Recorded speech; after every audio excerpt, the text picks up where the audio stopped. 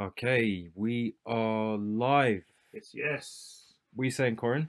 What's up, Brownie? How you doing? I'm good, mate. Do you want to use government names or do you want to use nicknames? Hello, Jonathan. How are you today, I'm sir? I'm good. I'm good. Good to hear. Um, what we doing? What's this called, bro? Okay.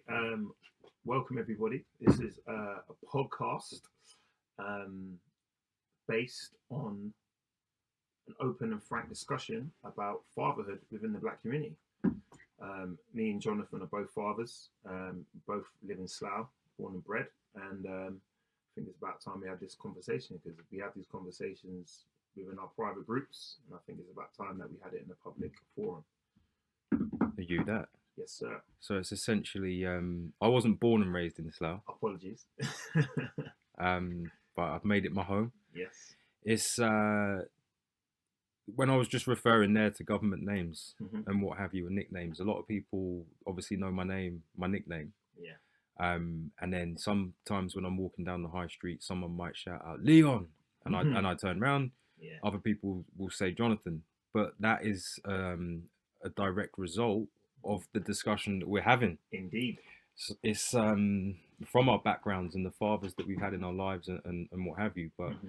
I think Corin, as you said, in our peer groups that we've got, WhatsApp groups, and general discussions on Instagram or Yeah. Twitter or wherever it might be, you have conversations with people and you get some really good content and you hear some really good suggestions and opinions. But that's all it is. It's Yeah. within those closed walls And they stay there. and they stay there.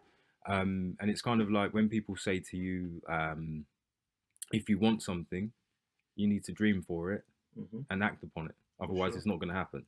So essentially, I think this is what it is. Yeah. Corin reached out to me to try and get involved when we were discussing our backgrounds Hmm. and everything else. So, I mean, yeah, the idea of the podcast is to talk to you guys about fatherless fathers, really. Hmm. Us guys that have grown up, not necessarily without a father as that we know Hmm. that we can speak to, but it's having somebody there in that position that has been able to give you legitimate advice Yeah. For sure. and to bounce upon to understand how to bring up your own children when you've got them. Because if you Yeah. haven't got any experience of working with your dad Hmm. in those environments, then it's difficult to try and do it yourself when you find yourself with a child. So, Yeah. um, Especially if you've got no, if you're first kid and you've got no one helping you, you've got no structure behind you. You would like to, if you're a father, you would go to your dad. But if your dad's not there, you go to your mum. If most people, in single parent families have one or the other. But if you're unfortunate to have either of them, be on your own, it's a bit difficult. But it's good to have people who've been through that situation, have a group of people that you can come and have conversations with them. So that's the kind of the aim of these kind of conversations that will lead into what we plan to do after, which we will discuss towards the end. exactly. Well, everybody's got their own story. Yeah. They differ. Not one family upbringing, I think, is the same, regardless of statistics and who you live with and who you don't, and who you do know and who you Mm-hmm. don't, who you call brother, cousin, Yeah. auntie, uncle, etc. Hmm. Um, but it's kind of the end, the ultimate goal of this whole thing is to speak to people within the community and offer a helping hand if it's how to go to the council to find out if you're eligible for specific benefits Yeah. or if there's a play day but you don't really have any children or know anybody with children in your age group Yeah. of your child's age group to set up days for everybody to go down to and share experiences and offer advice, um, and try and keep people within the family unit, regardless if they live with their children or they don't live with Yeah. their children. It's to be a support group more than anything, to bounce ideas off of people and just make sure that you're heading in the right direction. For sure. And we don't want to continue the cycle of children um, not having people to look up to when they're younger, finding themselves in an older situation, and then having children themselves. Yeah. And then the whole cycle starts again. And that's how communities are built and strengthened, and that's how they thrive. When there's a breakdown in the family, unless you, whoever that person is, decides to stop that cycle, it's just going to keep going. So we want to be a group of people, a group of fathers who stop the cycle and create a new cycle for our children. Mm-hmm. Should we give Slough Borough Council a shout out? Yeah, so go on. Yeah. This has been funded by Slough Borough Council and the Curve in association with Black History Month. As you know, it's October. I was approached by a friend of mine who was involved in this event that Slough Borough Council was having. She contacted me and she said to me, I know you've got some good ideas. Just put an idea in. I'm pretty sure you'll be all right. I said, okay. I put an idea in, and I've been told by a few of the members of the Slough Borough Council that it was highly picked, which was quite good. And then from there, we're here. So I decided to give Brownie a call because we've had many a discussion, and I think he's got a very unique story in regards of his upbringing. So I think it'd definitely be good for people to hear it. And I've got my own story, so this is where we're at, and yeah, we'll take it from there, man. Well, I think yeah, so people have a bit of an understanding of why we're here. Yeah. Tell me a little bit about yourself, Corin. Okay. And what's led you to actually wanting to be involved in something like this. Yeah, okay. So my name's Corin Vanderpool, guys. I'm from Slough because I am born and bred in Slough. Unlike Brownie, unlike Jonathan, sorry. I've lived in every borough of Slough, so that qualifies me. I'm from Chalvey. Lived in Chalvey over 30 years, 36. I have 3 children of my own. I have 4, it's 5 of us. My mum had 5 children, 4 boys, 1 girl. My father, he wasn't in my life when I was from like the age of 7. He left the household, so he didn't raise me. My mum raised 5 children on her own, did a fantastic job. I always knew who my dad was, but when my mum and my dad broke up, our relationship disintegrated. So I chose not to speak to him for I don't know how many years. It was a long time. I didn't talk to him for a long time, and even through that time, from like 7 to about, I don't know, 14, 13, I was going through my naughty stage, getting in trouble, fights, I got expelled out of school. You know you're naughty when your mum has to come to the school and sit down in the class. What did you get expelled for? Just being super naughty. Really naughty, man. I got expelled for fights, disrespecting teachers. Looking back at it now, to be honest with you, I was a naughty boy. It is what it is. I was 13, and even before then, in middle schools, I had a psychologist, Miss Thorne. I remember her name, and I'd always test or whatever. I didn't know they were tests at the time. I guess she was assessing me, and it came down to saying, because my father, I was so close with my dad, and because he left, I went the other way. So I just went and started behaving bad. So it was a direct reflection of him not being. Sorry, there. did you say how old you were when your dad left? I was about 7. Okay. I was about 7. So between 7 and 13, I was going through all these hormonal things, mucking with boys, playing with girls, running around, doing whatever. So anyway, as I was getting naughtier and naughtier, I got expelled out of school, went to another school, kind of fixed myself up, and then I left school. And about 16, I got kicked out of my mum's house. My mum kicked me out, so I was really naughty then, because my mum kicks me out. When your parents kick you out, that's quite like a big thing. So mum kicked me out at 16, so I went to go live with my dad. And mind you, I wasn't speaking to him for many a year. So he literally welcomed me in open arms. So he was really quite happy to see me, because at the time my cousin was living there. So it made sense. So I lived with him for 2.5 years. Them 2.5 years were like a reconnection to him not being around. And to be honest with you, it was a good 2.5 years. Really, we used to have fun. My dad's he's no longer here, God rest his soul. But he was a very charismatic, very charming. He's a very good cook. He's funny. He had really good character. I get a lot of his characteristics, to be fair. They documented that, didn't they? Boys in the Hood, wasn't it? Yeah, actually, he has there is a video of my dad doing some sort of a documentary of him. I'll pass you on the link one day. It's quite funny. But yeah, so I lived with him for a couple of years.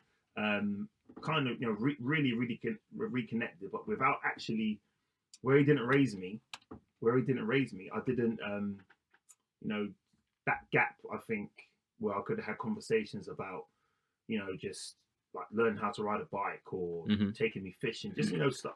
I remember some things when I was little. Like my dad, I remember being on his lap and driving the car, pretending. But there's only snippets of that kind of stuff when I was younger. Mhm. So that 16 to 18, 19 years old, it was a good little reconnection. I was a bit more of a man. We had little conversations and stuff. And then, yeah, so then eventually I didn't get kicked out of his house, but I left his house. I went back to my mum's house. And then from that experience, them 2 years, our relationship was fine. Like literally, it just remended itself for the years that we didn't talk. And yeah, from then it wasn't awkward between us. We always had good conversations, and that was basically it. And then I had my children, but I made it upon myself that when I have children, I wouldn't be like how my dad was, and meaning I would be involved in my children's life. So I made sure when I had my kids, I brought my kids to my dad's. They knew who my dad was. They knew the granddad Frankie. Mhm. One time it was quite funny actually. He came to my house. We lived in Britwell at the time. My little son was born, my first son, and he came round, and I was really surprised. Like he come to my house. He's not really a person that comes to the house. So I was like, okay, cool. He came to my house, and then he left me some money for Malik, and then he went home, and then he called me and he said, "Oh, I forgot to ask you, what's your son's name?" I thought that was so funny. I was like, "What? His name's Malik." But it was just good. I was gonna say our relationship was a bit. I don't know. It's quite unique. So yeah, that was my dad in a nutshell. Unfortunately, like I said, he passed away. But towards the end of his life, and this is where I don't know if I got what would I say, like not trauma, but you got some things like when he was dying, because he was dying. He had like a couple of seizures in front of me, Mhm. and, like the look at I can still see him in his eyes, these kind of things. When he was dying, he told me he loved me when he was dying, and I don't remember my dad telling me he loved me even from me. I'm not saying he didn't say it. I can't remember him saying it. So Mhm. it took me to be almost 30. I think I was like 33 or 32 when he passed, for him to say that. And when he said it, I was not that I didn't love him, but I was like, oh, okay. Like, it wasn't like a yeah, I love you too, Dad. It was a bit, but that's just it wasn't because I didn't love him, but it's just because I haven't been around him that time in that formative years of having that love and showing that love to say it. It just felt awkward to say. So so yeah, towards the end of his life, he told me he loved me, and then obviously he passed away, and then yeah, man. So that's a bit of my story. So It's so when you were younger, did you have any male sort of? yeah, so my mum, like I said, my mum was a strong black Caribbean woman, man. She raised five of us. She had three, four, five jobs. She did really good job raising us, five of us. There's five boys, sorry, four boys and one girl, my sister. And we're all tough as nails. We all fight, whatever. Mhm. But my uncle lived with me for as long as I can remember. He lived with us till I was about maybe 13. So, but he lived with us for a long time. Mhm. So he was a male role model. I have my uncles around me as well, but it's not quite your dad, if you know what I mean. Yeah. So he'll tell you off. But I might have said to him a couple, "You're not my dad," as you say. Looking back at it now, it's quite disrespectful. But when you're young and thinking you know everything, Mm. it is what it is. But yeah, so I had my uncles around, and I had like my older brother, and I had just older people around in the community. At the time, you're talking 15, 20 years ago in Slough, it was a bit more of a community. Mhm. So but yeah, that was they were my guys. Yeah. Okay. It's yeah. I've I've got a dad. Yeah, yeah. Yeah. So this is the thing. So it's Your like situation. we That's fine. can't we can't single people out and say, oh, because you've got a dad, you can't help, Yeah, and of you course. can't try and help people that don't have dads, etc. Yeah. However, mine is so I grew up. I didn't grow up in care. I was in care. So obviously I'm mixed race. Yeah. So I had a white mum, and my dad wasn't in a relationship with her. Mm-hmm. So ultimately, it was like he said either Leon comes to live with me in the West Indies with my Yeah. parents or my grandparents, Mm-hmm. So he was already gonna pass me off. You know what I'm saying? Yeah, yeah, To go and live out there until whenever, I don't know, or I have nothing to do with him. That was the ultimatum. Okay, so hard headed. So my mum said, okay, well, he's not going to live in the West Indies, hmm so he's staying with me. The reason I say West Indies is because my mum don't tell me nothing, but yeah. we know now anyway. I So, get you. Yeah, yeah, yeah. but at the time it was West Indies. hmm So I stayed with her for a little bit, um, and then she decided that she couldn't have me, so she put me into foster care, hmm and she used to come and visit me once a week. And then she didn't come for 1 week, and then that turned into 2, 3, 4, 5 weeks, and then she never came back. Yeah. So that's me in care. And then I went to a couple of different foster families, and then I ended up being with a foster family who ultimately had ended up adopting me. Yeah. But then they changed my name, so then hence I've got the two names. Yeah. Um, I used to hate one name and like one name, so I've flitted between the Yeah. two, and it depends who I'm speaking to. If I put it this way, if I get pulled over, Yeah. it's different names are That's coming it. out. Of You know what I course, mean? of course. So yeah, so I had so I got adopted into a white family, Yeah. and my dad was white. hmm Long story short, he had some issues with his wife. Yeah. So my stepmom that adopted me, they broke up. All of a sudden, I've gone from being in care to a secure family to a single parent family. Yeah. Now it's a single parent on the flip side, because most people say when you hear single parents, it's Yeah. single mums, isn't it? Yeah, for sure. So I'm growing up with a single dad, Yeah. and an older sister, and we lived in the house.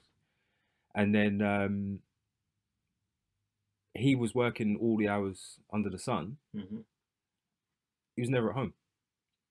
So the older I'm getting, and I'm realizing that, look, listen, my skin color is different to yours. Yeah. Um, there's things that you do that for one way or another, I found myself in a peer group which was similar to Yeah. myself. Yeah. So whether I forced myself over in that direction, or whatever, but Mhm. ultimately it came from like football and Yeah. all of this and school friends, and I didn't force it, but I tried to make sure that I had someone, Yeah. because above my hair was knotty. My dad couldn't brush it. For sure. It didn't, not that he didn't want to not like try, It's just how it is, and culture yeah, wise. cultural difference hmm and the spectrum. As much as he's trying to be a loving father, Yeah. he wasn't around, and I'll be quite honest. hmm He's at work. Yeah. Yeah.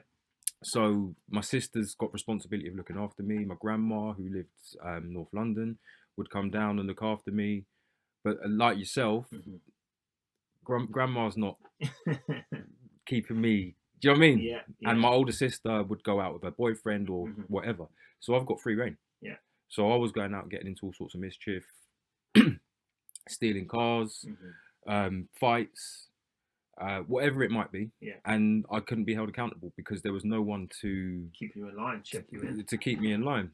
But the one thing that I do know that I had to this day, because my dad has got a military background, is that he's militant.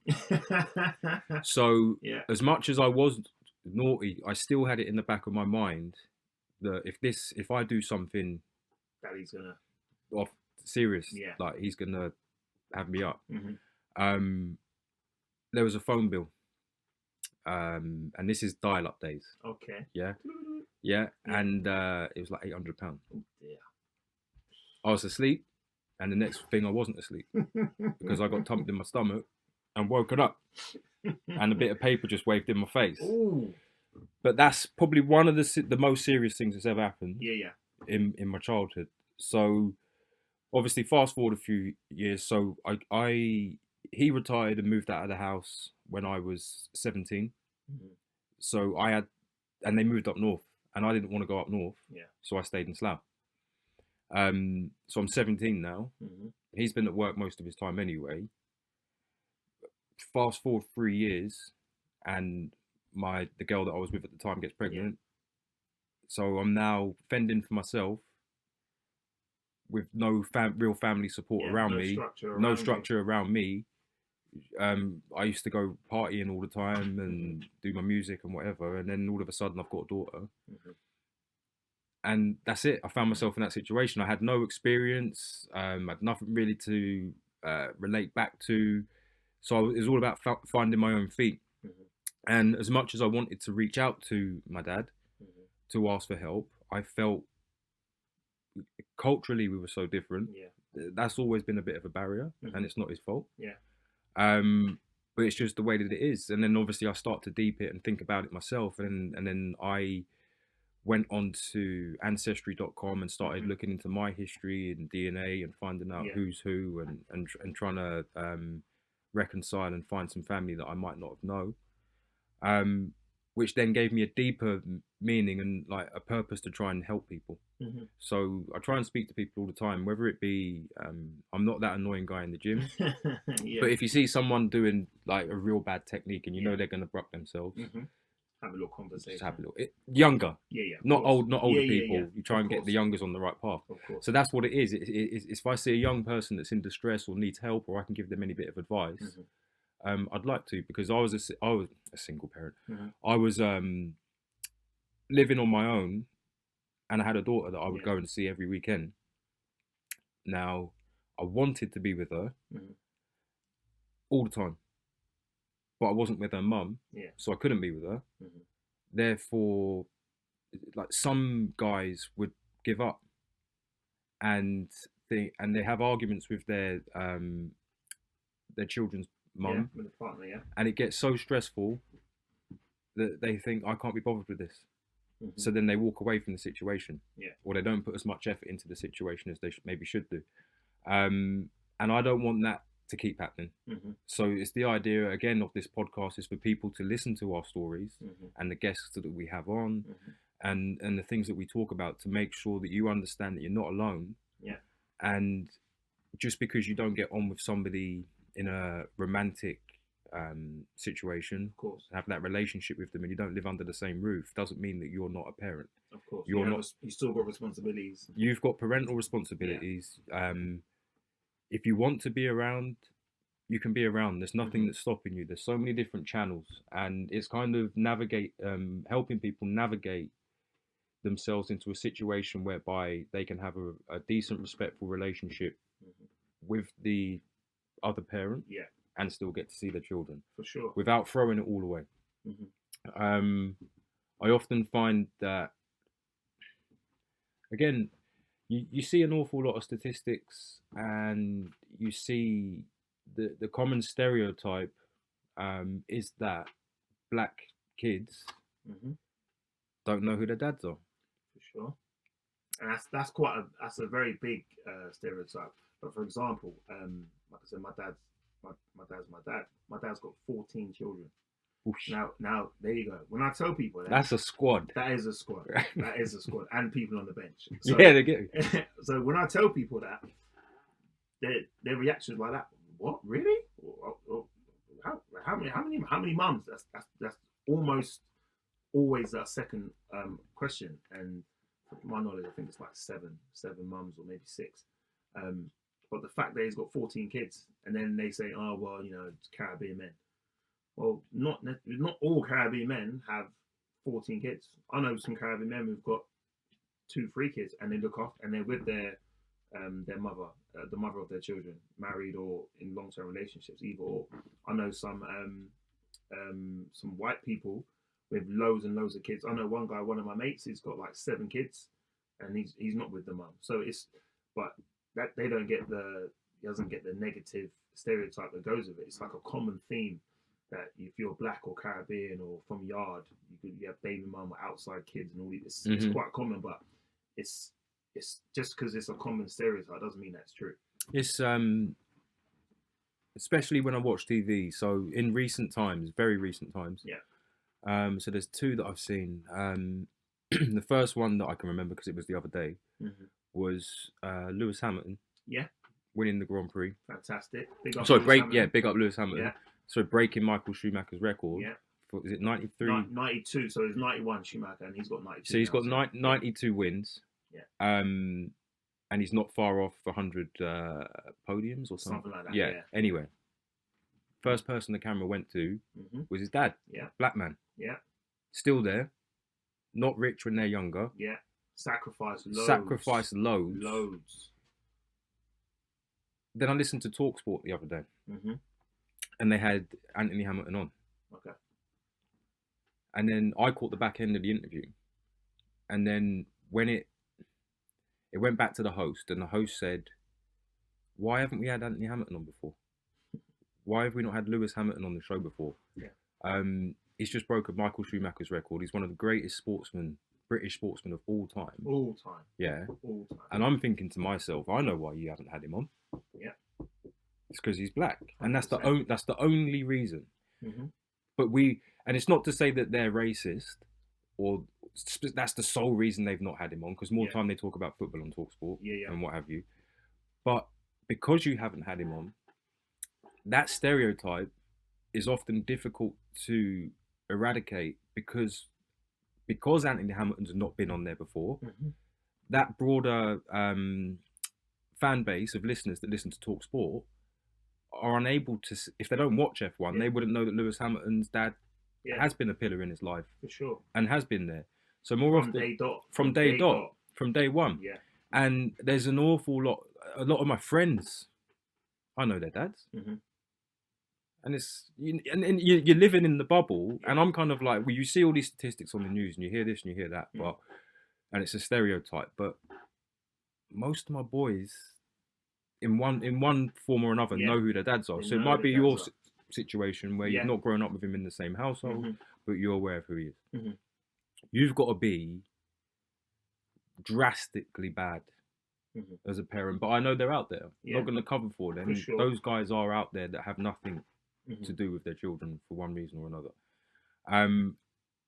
But an awful lot of the time, it's a complete misconception, and we are actually around and we are here. Mm-hmm.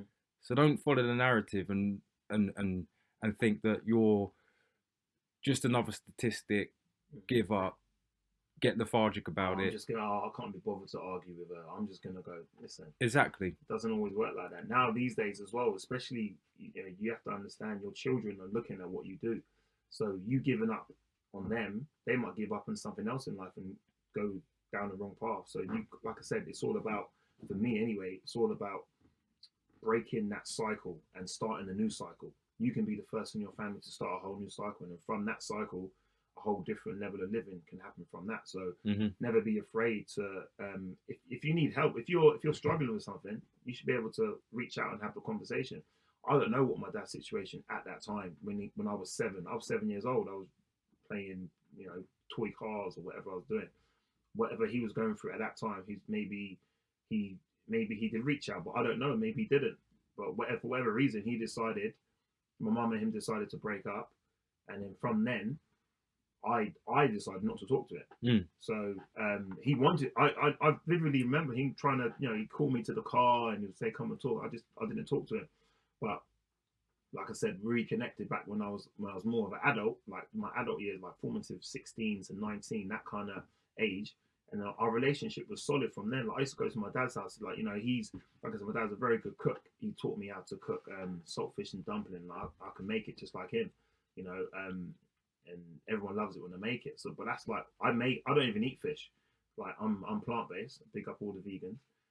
I make that just out of my dad's memory, and I play soca music when he does it. So I still got real good memories of my dad, but I still got some stuff when I was younger thinking like, why didn't we have that conversation? And now it's too late because he's gone.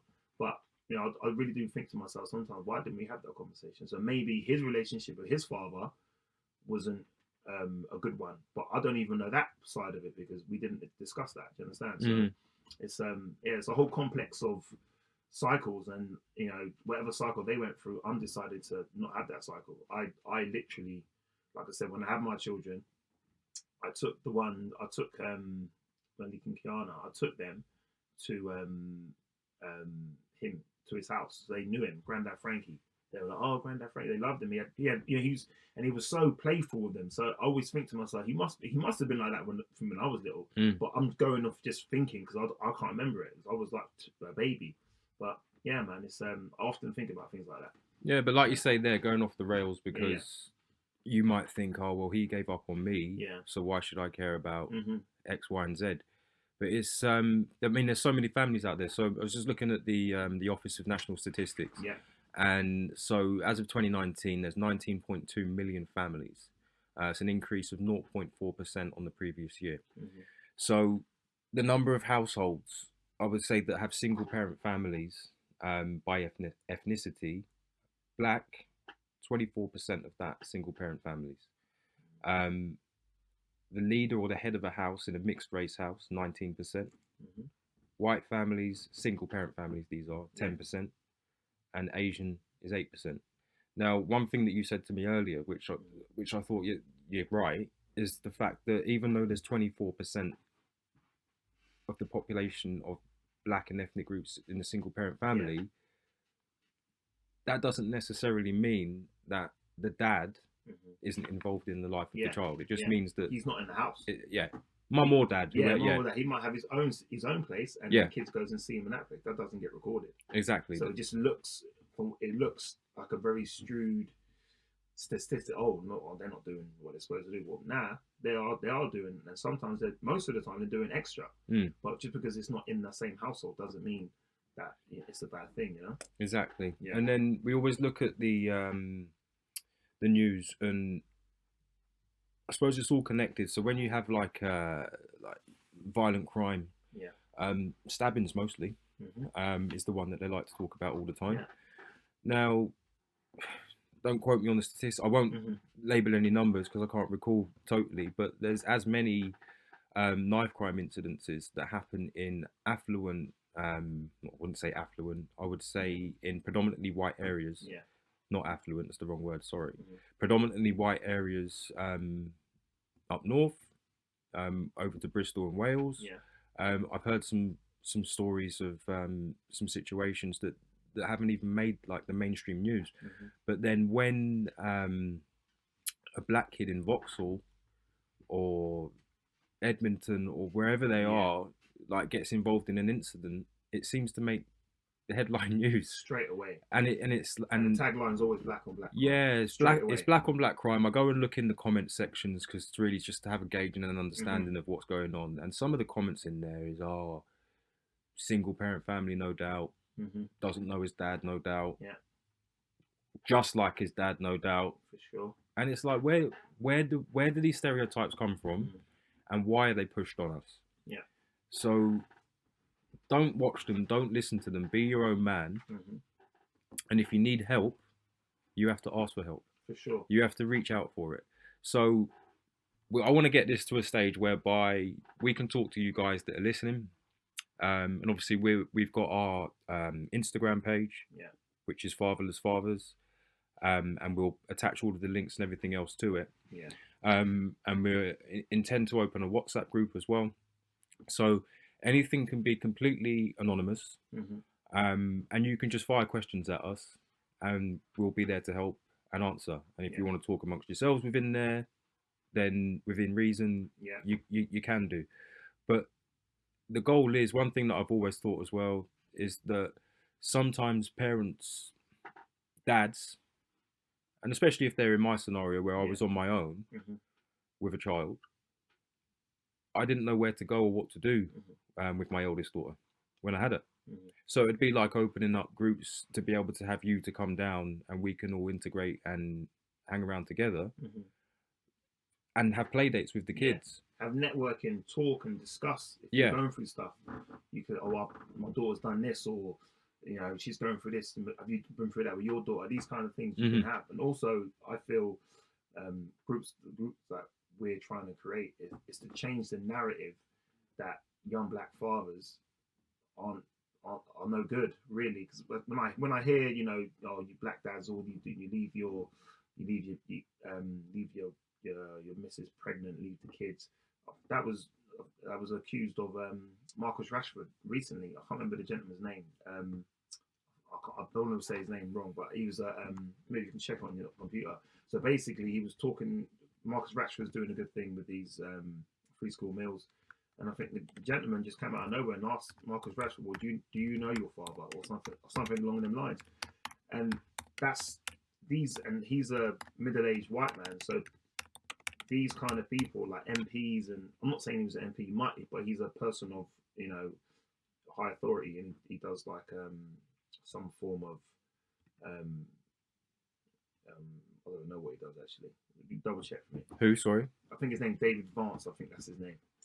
But if you type Marcus Rashford, but anyway, so what I'm saying is the ideas of people of that age group, they think they've got this kind of mentality of how us young black men are, and I'm saying it's time for us to change the narrative. We all know some of these so-called stereotypes. Some of the stereotypes, you could potentially say, okay, cool, it's a problem that we need to try and address. So instead of just talking about the problems, I really want to try and help and create like a group that has solutions and gets to change the narrative about young fathers, and not just young black fathers, young fathers in general. You know, so we're not trying to exclude anybody, but at the moment we get the young black people at this time, we're getting a really bad stigma, and we really want to change that. Yeah, no, it is. And again, it's all encompassing really, because I have a friend that contacted me recently when he heard that I was going to start this thing up. Yeah. And he grew up without a mum. Mm-hmm.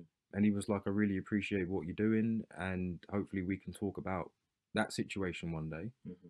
and the fallout, and what it means not to have a mum. Now, I'll tell you one very big thing that I don't mind sharing, is that when you don't grow up in a loving household, or there's different ways of showing affection and love, but Sure. from not growing up in your maternal household, not receiving hugs and kisses on a regular basis when you're younger, I think has an effect on the way that you manage your relationships as an adult. So I can speak to people on a daily basis for years, work colleagues, let's say. And then as soon as I leave that company, no matter how well I got on with that person, that's the relationship done. Now, that's not because I purposely don't seek to speak to that person again. There's just something in me where I find it difficult to maintain a relationship with somebody because I've been bounced around and haven't had maintained meaningful relationships with people myself. So one thing that I try and do now, fortunately for me, my wife, her family's huge, and I've been with her for 15 years, and it's kind of like I've almost learned how to be in a family from being in her family. And one thing that I do all the time now, my eldest daughter's 16, but whenever I see her, I just hug her all the time, and kiss her all the time, and act the life out of her. And my younger daughters, again, I play with them all the time.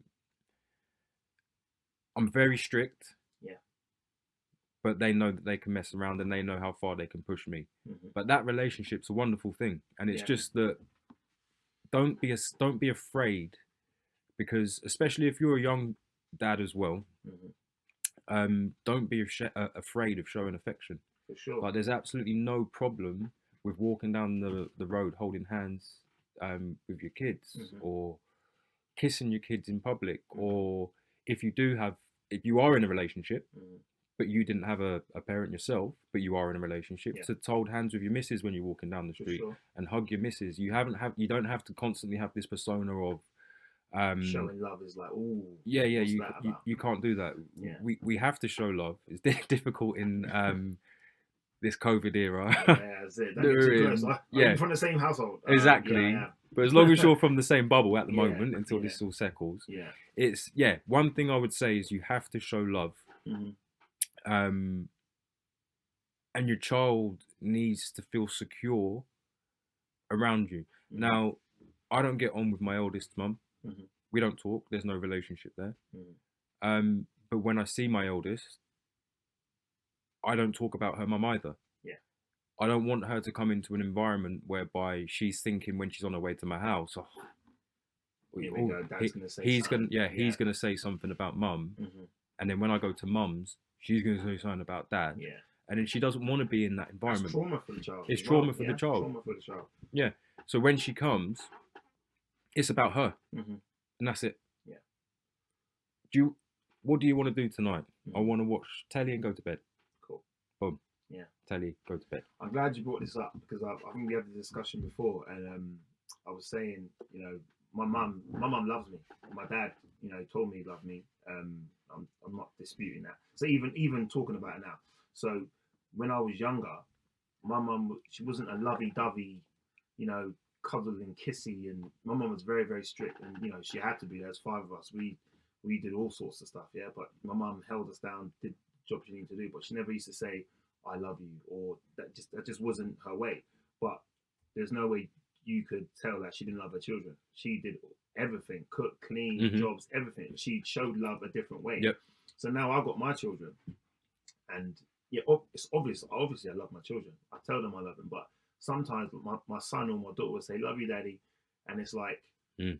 not that I don't want to say it to them. It's like, yeah, I love you too. But I catch myself saying it with a little bit of a not A bit hesitant because you're not yeah, used to saying it. I yeah. don't know. But it's not that I don't love them, but it's just where I've been raised. Not that to show me love is weak, but we just weren't a lovey-dovey kind of family. Even my brothers and sisters, we don't say, you know, some brothers say I love you. We don't really say that, but I love my brothers and sisters. I can tell you that. But if my sister was saying that, I wouldn't say no. I love you. You know, it's just not how we communicate, but we show love in a different way. So, like I said, a lot of things that happen in your formative years, they definitely come out in your older years. So when you were saying it's there's no shame, and you know, or you know, not shame, but you know, there's nothing wrong with showing love to your parents, or to your children, to your partner. There is nothing wrong. But when you've been bred almost, it's ingrained in you just not to show it, but you show it in a different way. Your kid might not accept it that way. He might not. Like my son, he's very, very much huggy, you know, and that's no problem. I don't mind that. But you know, sometimes like I am strict, but you know, sometimes I'm like, oh, just whatever. And then I see him, you know, you know, grip up a little bit and get a bit freezing, and then you know, you hug him, and he's a very huggy. He needs his hugs. So you need to know your children. You need to know how to respond and show love to your child. And you know, that's experience. It takes time to learn. But like I said, from my experience, I wasn't told every single day I love you. So I tell my kids every day I love them. You know, like I said, sometimes when they say it back to me, I'm like, yeah, I love you too. But we don't just say I love you, I love you. It just wasn't how we were raised. You know, it doesn't mean I don't love them. You know? You got let's say there's a lot of love I said in that. Yeah, love, that's what it is. Love.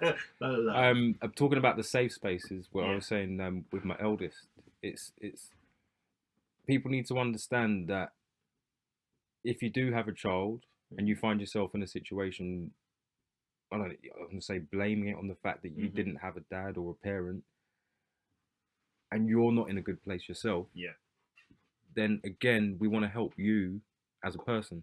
For sure. So if that means getting yourself on the housing association list, to get in line for a house, to get yourself a job, because you're going to be a parent and it's going to cost money. Yeah. You even learn how to apply and fill out CSA forms. Exactly. These kind of things. You filling out forms, all of the boring stuff that you put off 1 day, 2 days, a month, that never gets done. Yeah. These are all hurdles that are in our way to have relationships, meaningful relationships with our children. And there's so much stuff out there that can take your attention away from it, that one day your child will be 2 years old and the next they're 16 asking where you've been. There you go.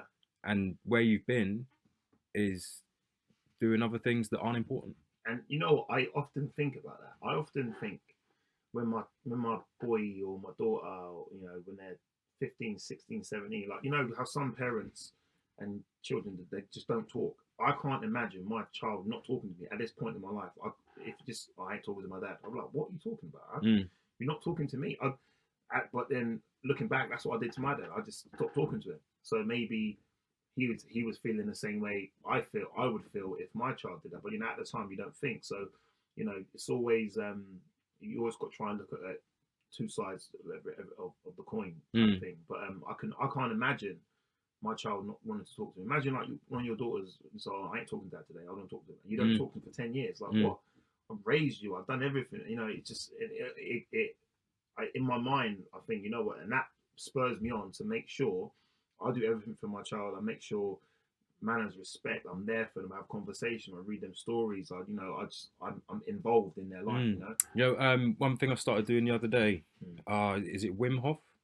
Oh, the breathing. The breathing guy. Oh, wicked. Yeah. So before bed every night, we do 10-minute breathing exercise. There you go. That's really good. That's a good connection as well. It's, yeah, Really good. it's meditation. So one of the twins suffers from anxiety. She has a couple of conditions that we're forever up and down at the hospital. Yeah. Which is manageable, which is fine. It's not a bad thing, and they share the same room anyway. We've got enough space, but they're twins. Yeah. And they in the big bedroom together. That's it. They're together, mate. Yeah. So when they go to bed, it's just talking, and I just like, how many times do I shout up the stairs? Girls, can you be quiet, please? Girls, shut up! Yeah, do you know what I mean? You get to those levels there. Yeah. So we started doing this breathing exercise, and of the 5 nights that we've done it, the last 2 nights, so last night and the night before, straight to sleep. Wicked. Straight to sleep. That's really good. Yeah. That's so really good. Little things like that. It's 10 minutes. Yeah. Every night, but it's you and your child. That's a connection, and they'll remember that. They'll remember that forever. I remember, like, even my missus, she does, like, my daughter. She's called her the bandit. That's my bandit. Yeah. She's funny, man, but she gets a bit, hyped up. So when she gets angry, she gets, and then my missus got her to start doing breathing, like breathe for 10 seconds, that kind of thing. And then we've done it for a while, to be fair, because she's kind of calmed down. But when she was little, she'd do it, and you just see she'd do it, and then her whole demeanor would just change, literally. And then after, she'd just be okay. And then instead of fighting with her little brother, she'll go and play in a corner. So, definitely meditation, breathing, these kind of things. Definitely something you should do with your child. It's all sorts of stuff. Reading. Yeah, for sure. So I wasn't a big reader when I was younger, because I couldn't be bothered. Again, school. So I wouldn't go to school. Yeah. No one cared. That was it. So end of. Yeah. So I think my school week in the last year of school, my school week consisted of 3 days. Wow. So go in on the Monday, take register, bounce, breathe out. All remember them days. Yeah, and then towards the end of the week, just flittering around. I myself wanted to stay in higher education, but where I'd been so bad at the school, not so bad, but where I'd been bad at the school, they didn't want me. So they didn't help me get what I wanted. It wasn't suggested. We think it would be better for you just leave. To go to college and pushing all these college things in under my nose and whatever. But it's so the reading thing never really came. So I've even to this day, so like I'm an Audible guy, but I try and read to the girls as much as I can, and they read. So I try and push the emphasis on them that you need to read. You have to, for sure. And it's kind of like I've read. I've done most books, but it's Audible. I get you. Yeah, it's talking. And the books that I have read are when I'm on holiday, or I've got an awful lot of spare time.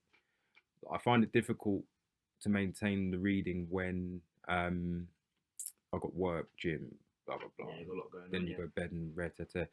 But reading to your kids, again, my point is, don't be embarrassed when you're reading and you don't know words, or you don't know pronunciations of certain things or what they mean. Learn. Yeah. Learn with your kids. Yeah, I do what I do with my kids. If we're reading and they ask, they struggle with a word and they ask what it means, I say, get the dictionary.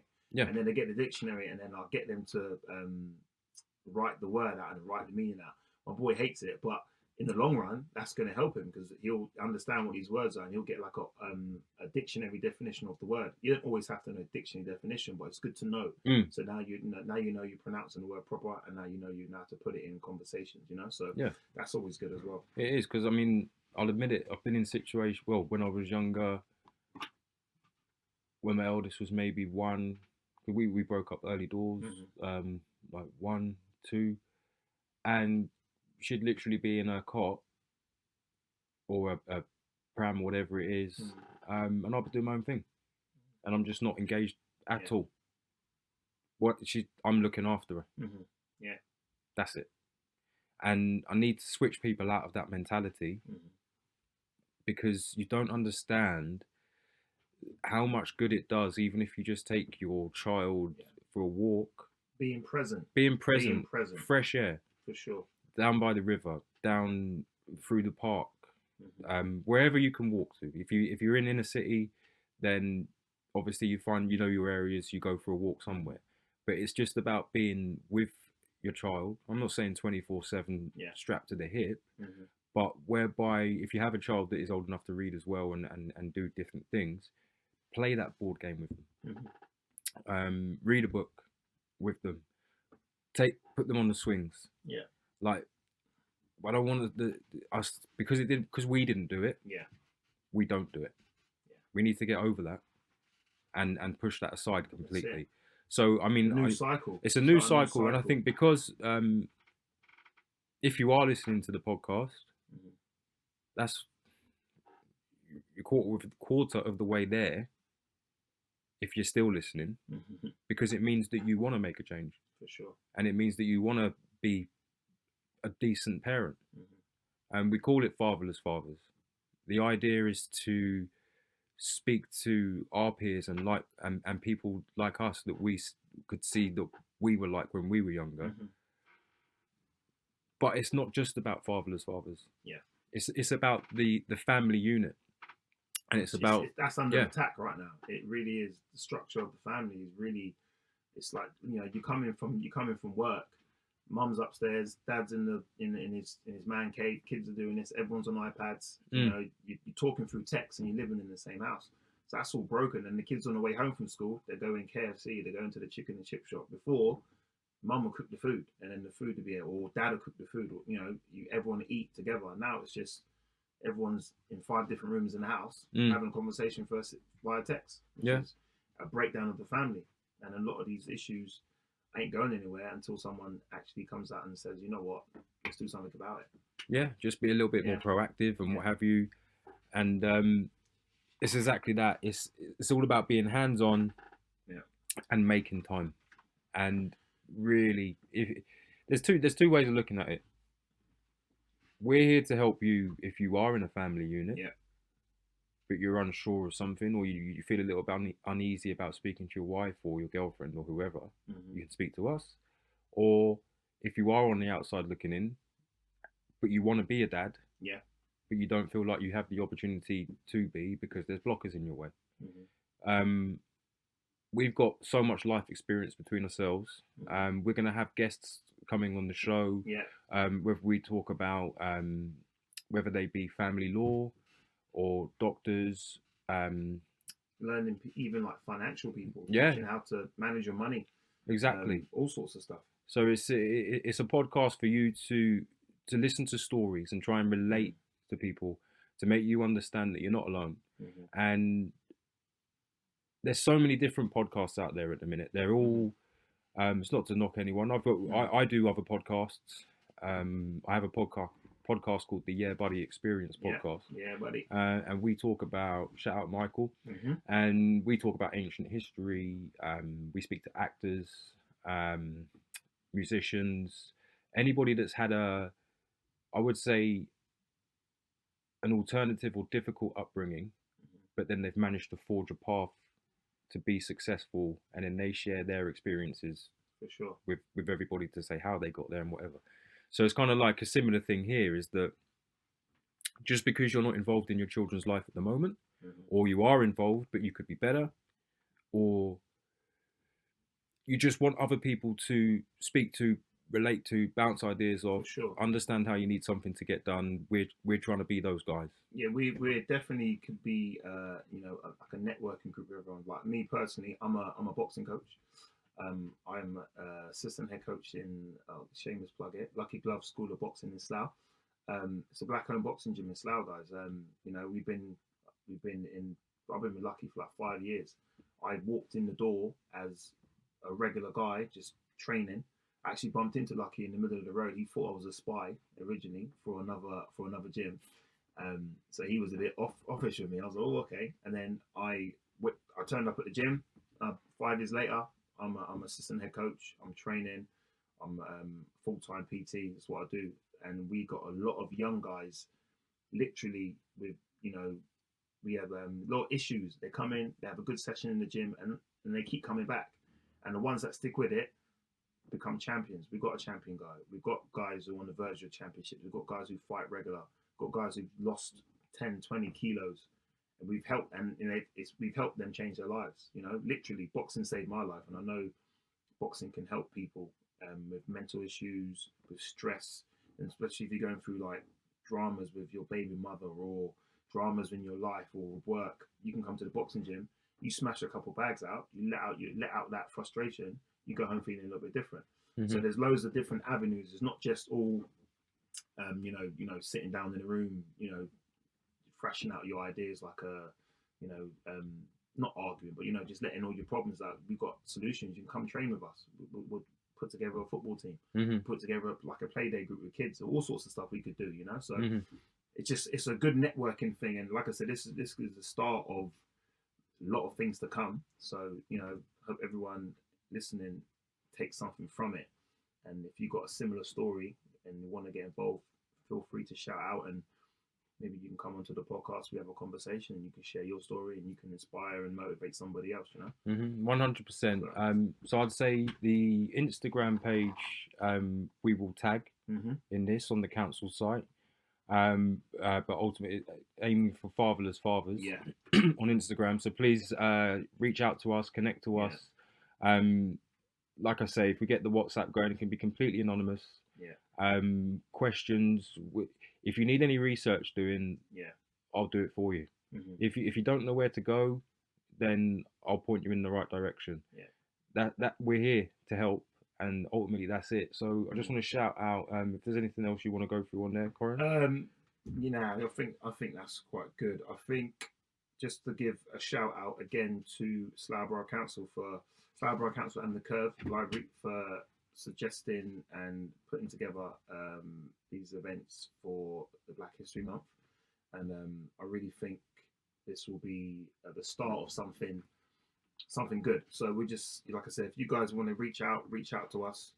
Jonathan will tag the Fatherless Fathers Instagram page, and we'll set up groups and stuff, and then we can go from there, guys, man. But, so that's it. So it's just a broad introduction of what we do. We've given you a little bit of our backstory, why we're interested in doing this and why we want to do this.